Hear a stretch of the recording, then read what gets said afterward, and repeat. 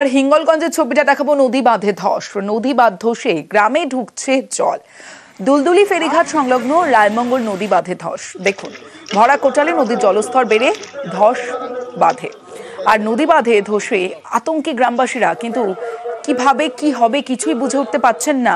প্রশাসনের তরফে কি ব্যবস্থা নেওয়া হয়েছে জানাবে অনুপম সাহা রয়েছে আমার সঙ্গে। অনুপম, হ্যাঁ দেখো, এই যে হিঙ্গলগঞ্জের যে দুলদুলির যে ফেরিঘাট রায়মঙ্গল নদীর, সেই ফেরিঘাটের পাশে একটা বড় ভাঙন দেখা দিয়েছে। যে ভাঙন দিয়ে কিন্তু হুহু করে জল ঢুকছে এবং যে কারণে কিন্তু এলাকার মানুষ আতঙ্কিত। তার কারণ রায়মঙ্গল নদী একদম সবসময় খুব ভয়ঙ্কর এবং এই রায়মঙ্গল নদী প্রতি বছরই ভেঙে এক না একাধিক জায়গা কিন্তু ক্ষতিগ্রস্ত হয়, গ্রামের পর গ্রাম ভেসে যায় এবং সেই আতঙ্ক কিন্তু এলাকার মানুষ সদস্য রয়েছে। এবং এরপর কিন্তু পঞ্চায়েতের সদস্য থেকে শুরু করে এলাকার পঞ্চায়েত এবং গ্রামবাসীরা মিলে সেই যে ভাঙা বাঁধ মেরামতের কাজ শুরু করেছে। প্রশাসনের তরফ থেকে যেটা জানিয়েছে যে রাতের মধ্যেই এই ভাঙা যে বাঁধ সেই এলাকা পুনরুদ্ধার করা যাবে বলে কিন্তু জানিয়েছে এবং এলাকা সুরক্ষিত থাকবে। বেশ, দিকে নজর রাখতে হবে। খর্দায় অটো চালকের দাদাগিরি, পথচারীর মাথায় কোপ অটো চালকের সঙ্গে পথচারীর বাকবিতণ্ডা, আর সেই বাকবিতণ্ডার পরে বচসার জেরে হামলার অভিযোগ। বচসার মাঝেই পথচারীর মাথায় ধারালো অস্ত্রের কোপ। সরাসরি চলে যাব, সুবীর রয়েছে আমার সঙ্গে, সুবীরের সঙ্গে কথা বলবো। সুবীর, প্রথমে জানতে চাইবো যে ঠিক কি হয়েছিল, কোথায় হয়েছিল খর্দার? দেখো, তোমাকে জানিয়ে রাখি, খড়দহ যে টাটাগেটের কাছে বিটি রোড, সেই বিটি রোডে খড়দহের দিক থেকে টিটাগড়ের দিকে একটি অটো যাচ্ছিল এবং সেই সময় টিটাগড় বিবেকনগরের বাসিন্দা দীপেন মণ্ডল, সে তার ছেলেকে টিউশনি পড়িয়ে বাড়ি ফিরছিলেন। সে সময় কিন্তু রাস্তা পারার সময় টাটাগেটের সামনে অটো ধাক্কা মারে এবং তারপরে দীপেন মণ্ডল কিন্তু অটোর যে চালক তাকে কিন্তু প্রতিবাদ করেন যে এত জোরে কেন বিটি রোড দিয়ে অটো চালাচ্ছেন তিনি, এবং সেই জায়গা থেকে কিন্তু দুজনের মধ্যে বচসা হয় এবং বচসার পরে হাতাহাতি হয়। হাতাহাতি হওয়ার পরে অটো চালক অটো থেকে কিন্তু ধারালো একটি অস্ত্র নিয়ে তার মাথায় আঘাত করে এবং আঘাত করার পরে কিন্তু সে রক্তাক্ত অবস্থায় সেখানে লুটিয়ে পড়ে এবং সেখান থেকে কিন্তু এলাকার যারা বাসিন্দা রয়েছেন তারা কিন্তু সেখান থেকে তাকে আহত অবস্থায় প্রথমে খড়দহ বড় হাসপাতালে নিয়ে যান এবং সেখান থেকে তাকে চিকিৎসা করিয়ে খড়দহ থানাতে অটো চালকের নামে অভিযোগ করেন এই দীপেন মণ্ডল। সঙ্গে থাকো সুবীর, এই যে আহত ব্যক্তি তিনি ঠিক কি অভিযোগ করছেন শুনবো।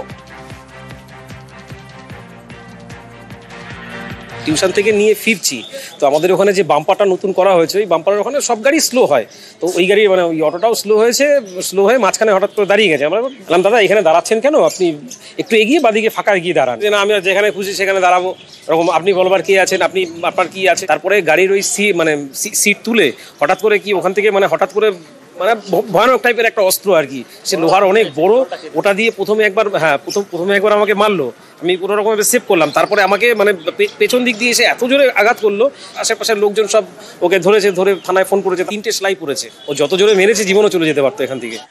সুবীর রয়েছে আমার সঙ্গে, সুবীরের সঙ্গে কথা বলবো। সুবীর, অভিযোগ আমরা শুনলাম, খড়দহ থানায় অভিযোগ দায়ের হয়েছে অটো চালকের বিরুদ্ধে, এখনো পর্যন্ত কোনো তদন্ত? দেখো, আক্রান্ত ব্যক্তি যিনি রয়েছেন তার অভিযোগের ভিত্তিতে ইতিমধ্যেই খড়দহ থানার পুলিশ ঘাতক যে অটো, সেই অটোটিকে যেমন পুলিশ আটক করেছে, তার পাশাপাশি এই যে অটো চালক যে অভিযুক্ত তাকেও কিন্তু পুলিশ গ্রেপ্তার করেছে এবং পুলিশ কিন্তু এই যে অর্থাৎ এই দীপেন মণ্ডল তার যে অভিযোগ, সেই অভিযোগের ভিত্তিতে সঙ্গে সঙ্গে কিন্তু খড়দহ থানার পুলিশ পদক্ষেপ নিয়েছেন এবং পদক্ষেপের পরেই কিন্তু এই যে অটো চালক তাকে কিন্তু গ্রেপ্তার করা হয়েছে। বেশ সুবীর,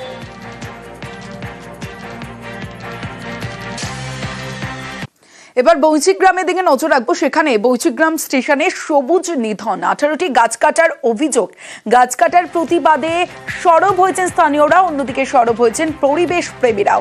কিন্তু কাদের বিরুদ্ধে গাছ কাটার অভিযোগ রয়েছে? 18টি গাছ কাটার অভিযোগ জানাবে সোমনাথ রয়েছে আমার সঙ্গে। সোমনাথ, হ্যাঁ দেখো, হাওড়া বর্ধমান মেন শাখায় যে বৈচিগ্রাম স্টেশন রয়েছে, সেই বৈচিগ্রাম স্টেশনে 18টি বড় বড় গাছের ডালপালা কাটার নাম করে যেভাবে কাটা হয়েছে গাছ, যেখানে এই গরমে, চারিপাটা গরমে, সেখানে যারা যাত্রীরা আছে সেই গাছের তলায় তারা দাঁড়ায় এবং এই যে পরিবেশ প্রেমী যারা রয়েছে তারা সকালবেলায় এবং তারা ব্যানার নিয়ে এই স্টেশন যে মাস্টার স্টেশন মাস্টার আছে তার কাছে যান এবং গাছের মধ্যে গামছা দিয়ে ফুল দিয়ে তারা গাছের মধ্যে এবং এই ফলে একটি লিফলেট লাগিয়ে দেয়, যেখানে হচ্ছে যে আমরা পাখিদের ছায়া দিই, সেই মানুষ অক্সিজেন দিই, সেই সেরকম ধরনের লেখা হয় গাছ আমাদের মা, তাদের উপর আঘাত করা হচ্ছে, এরকম ধরনের লেখা হয়।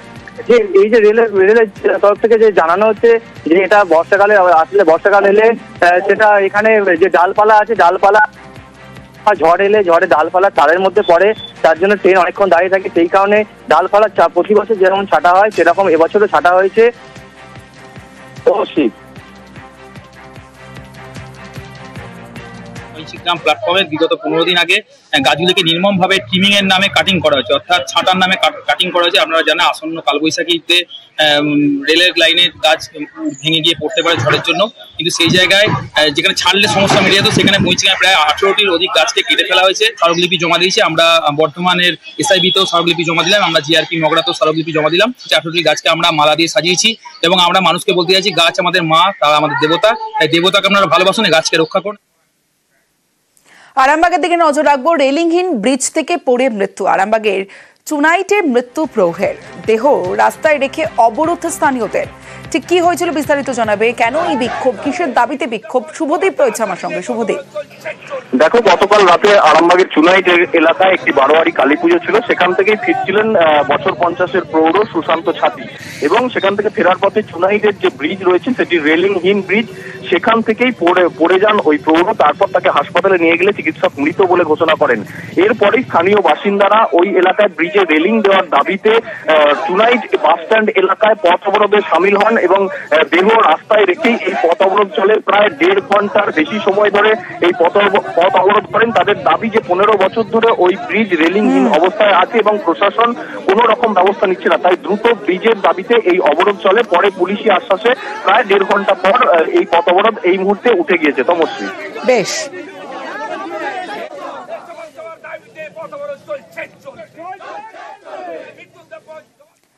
এবার দেখাবো কাকদ্বীপের ছবিটা, যেখানে কাকদ্বীপে বেহাল সাঁকোয় ঝুঁকির যাতায়াত।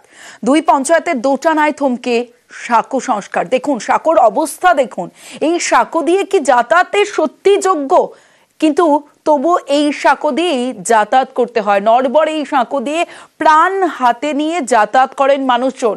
কাকদ্বীপের সাগর ব্লকে দীর্ঘদিন ধরেই বেহাল সাঁকো, তারপরেও সংস্কার হয় না। সংস্কারের দাবি জানিয়েও কোনো সুরাহা হয়নি। এইভাবে সাইকেল নিয়ে দেখুন কিভাবে ঝুঁকির পারাপার হচ্ছে।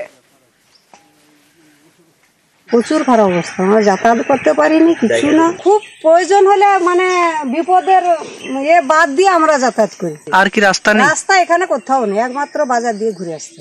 এখন চাইছি যে যাতে পোলটা হয়। 2 নম্বর পঞ্চায়েত, 1 নম্বর পঞ্চায়েত, সব পঞ্চায়েতরাই জানে, তারপরেও হচ্ছে না। না মানে ঝুঁকি নিয়ে যেতেই হবে, কি করবো, সাইডে জায়গা থাকলে তো যেতেই হবে অবশ্যই। পঞ্চায়েত বা কোথাও কি জানানো হয়েছে? জানানো হয়েছে, হচ্ছে না, কবে হবে জানি না। এটা এখন কি চাইছেন? এটা পুরো পাকা ঢালাই হয়ে গেলে ভালো হতো। ধারে প্রধান বলছে এধারে প্রধান করবে, এধারে প্রধান বলছে ওধারে করবে, সমস্যা অনেক হচ্ছে, যাওয়াই যাচ্ছে না, জীবনে ঝুঁকি নিয়ে যেতে হচ্ছে, আর কি করবো। ব্রিজটা ভেঙে যাওয়ার কারণে যাতায়াতের অসুবিধে হচ্ছে, সেটা আমরা যত শীঘ্র পাচ্ছি ওটা আমরা তৈরি করি।